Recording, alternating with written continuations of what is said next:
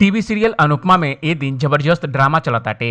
इस serial में अनुपमा आद्या की तलाश में लागल बाली जौन काफी हद तक पूरा होखे वाला बाटे। अनुपमा मेघा तक पहुंच गई बाली जौन आद्या का फोस्टर पेरेंट बाना। बीते एपिसोड में देखे के लिए मिलल कि मेघा के अनुपमा पर शौक होता और फिर वो आद्या के अपने साथ कहीं और ही ले जातली, लेकिन अनुपमा पीछे से उनके घर में पहुंच जातली। ये दौरान वो मेघा का पूरा घर छान मारतली। अब अपकमिंग एपिसोड में देखे के मिली कि आद्या वापस घरे आवतली और वही जा अनुपमा भी होतली। ऐसे में शो में अब ड्रामा होखे वाला बाटे, तो आई आपके शो को नया ट्विस्ट बताओ तनी।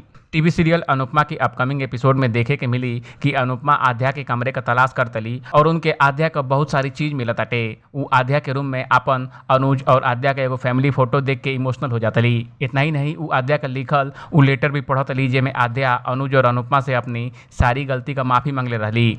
ई पढ़ के अनुपमा इमोशनल हो जातली। दूसरी तरफ मेघा के उनका पति वापस ले का फैसला करता न, जेकरे साथ में आद्या भी होतली। शो में आगे देखे के मिली कि अनुपमा आद्या के रूम में फूट फूट के रोवतली, तबे घर में मेघा आ जातली। घर में मेघा का पति भी होता ना, जो नोटिस कर लेता ना कि घर का सब दरवाजा और खिड़की खुलल बाटे।